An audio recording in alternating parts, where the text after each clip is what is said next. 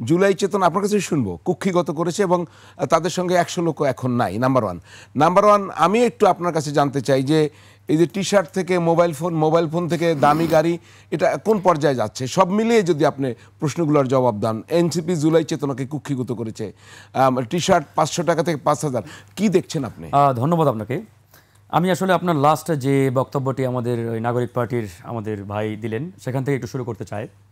এই যে দেখেন 5ই আগস্ট বাংলাদেশের ইতিহাসে, আমি বলবো এই 54 বছরের ইতিহাসে আমরা একটি লড়াই সংগ্রামের মাধ্যমে দ্বিতীয় স্বাধীনতা বা বিপ্লব, গণঅভ্যুত্থান, হোয়াটএভার যেটাই বলেন না কেন, আমরা একটি নতুন বাংলাদেশ পেয়েছি।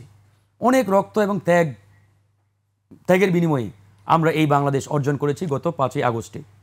তো এই গত 5ই আগস্ট যখন সরকার সিদ্ধান্ত নিলেন তারা একটি ঘোষণাপত্র প্রকাশ করবেন জনগণের উদ্দেশ্যে, এরকম একটা মেমোরেবল ডে, এটাকে বলি আমরা স্মরণীয় দিন, এরকম একটা দিনে যারা গণঅভ্যুত্থানের পোস্টার বয় বা গণঅভ্যুত্থানের নায়ক বা গণঅভ্যুত্থানেরই মানে স্পিরিটের রাজনৈতিক দল দাবি করে জাতীয় নাগরিক পার্টি, এই জাতীয় নাগরিক পার্টি আপনি যদি জিজ্ঞেস করেন তাহলে মোটা দাগে 4-5টা ফিগার বা 5-6 জনের নাম অনায়াসে ভেসে ওঠে। তারা কারা? এই যে নাহিদ, আসিফ, সার্জিস, হাসনাত, পাটোয়ারি, এরকমই কয়েকজন। মানে এই 5-7টা নামেই কিন্তু জাতীয় নাগরিক পার্টির ধরেন যে মেইন ফেস বা পোস্টার। এরকম একটা গুরুত্বপূর্ণ অনুষ্ঠানকে রেখে তারা যখন কক্সবাজার গেলেন, দ্যাট মিনস আপনাকে বুঝতে হবে যে এই অনুষ্ঠানের চাইতেও তারা ওই অনুষ্ঠানটাকে বেশি প্রাধান্য দিয়েছেন, এটাকে বেশি মানে গুরুত্ব দিয়েছেন। তার মানে এই অনুষ্ঠানের চাইতে ওই মিটিং সিটিং হোয়াটএভার যেটাই হোক কিছু একটা হয়েছে, সেটা ওই পিটার হাঁস হোক বা অন্য কোনো হাঁস হোক, কোনো হাঁসের সাথে মিটিং। অন্য কোনো হাঁস মানে ধরেন যে অন্য কোনো হাঁস, এটা আমেরিকা থেকে হোক বা ইউরোপ থেকে হোক উড়ে আসছে আর কি। হাঁস মানে কি লিটারালি আপনি ডাক মনে করছেন? আমি বুঝতে পারছি না, ওই ডাক না, এটা আসলে ডিপ্লোম্যাটিক জোনের হাঁস আর কি, বুঝতেই পারছেন। তো কোনো এক হাঁসের সাথে মিটিং অবশ্যই হয়েছে, যে মিটিংটা ছিল তাদের 5ই আগস্ট এই ঘোষণাপত্র অনুষ্ঠানের চাইতে অত্যন্ত বেশি গুরুত্বপূর্ণ, জরুরি। বিধায় কিন্তু তারা তাদের দলের শীর্ষ 5 জনকে সেখানে পাঠিয়েছেন। ইভেন নাসিরউদ্দিন পাটোয়ারি কিন্তু যখন এই মিডিয়াতে নিউজ হয়েছে সে কিন্তু বলেছে যে আমরা আমাদের দলের কনভেনার এবং মেম্বার সেক্রেটারির সাথে আলোচনা করেই এখানে ঘুরতে আসছি, নিঃশ্বাস নিতে আসছি, ইত্যাদি ইত্যাদি। এখন আমি যদি একটা প্রশ্ন করি নাগরিক পার্টিকে, তারা যদি পার্টির প্রধানের কাছ থেকে অনুমতি নিয়ে ঘুরতে যায় তাহলে ওই পার্টি কিভাবে তাদেরকে শোকজ করে? What is this? এই নিয়ম কোত্থেকে আসছে? পার্টি তখনই শোকজ করতে পারবে যখন আপনি পার্টির সিস্টেম বা নিয়ম বহির্ভূত কোনো কাজে সংযুক্ত হবেন বা আপনি সাংগঠনিক নিয়মের বাইরে গিয়ে কোনো কাজ করবেন। আর পার্টি যদি অনুমতি নিয়েই যায় তাহলে তো তাদেরকে শোকজ করার কোনো প্রশ্নই আসে না। কি মনে হয় শোকজটা কেন করলো? এবার আসি, তারা পার্টির সাথে আলোচনা করেই সেই মিটিং বা সিটিংয়ে গিয়েছে এবং যাদের সাথে মিটিং হওয়ার কথা মিটিং হয়েছে। মিটিং হওয়ার পরে যখন এই জিনিসটা ভাইরাল হয়ে গেল, জানাজানি হয়ে গেল, আমার অ্যানালাইসিস বলে তারা 5ই আগস্ট দিনটাকে সেজন্যই বেছে নিয়েছিল যে সেদিন সারা বাংলাদেশের জনগণ এবং মিডিয়ার চোখ থাকবে জাতীয় সংসদ কেন্দ্রিক, সারা দেশের চোখ।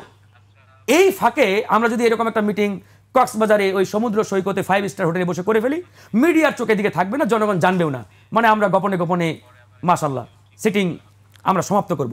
তো এরকম একটা ধারণা নিয়ে তারা সেই দিনটাকে বেছে নিয়েছে এবং মিটিং করেছে। ইন দ্য মিন টাইম যখন আসলে সোশ্যাল মিডিয়া, এখন গণমাধ্যমের যুগ, গণমাধ্যমের একটা অবাধ প্রবাহ চলমান, এরকম একটা যুগে গণমাধ্যমের চোখ তারা আড়াল করতে পারে নাই, মিডিয়াতে চলে আসছে। এখন যেহেতু মিডিয়াতে চলে আসছে, এখন কোনো না কোনোভাবে জনগণের চোখে তো একটা ল্যাপছেপ দিয়ে বোঝাতে হবে যে এটা আসলে কেন, ইত্যাদি হোয়াটএভার।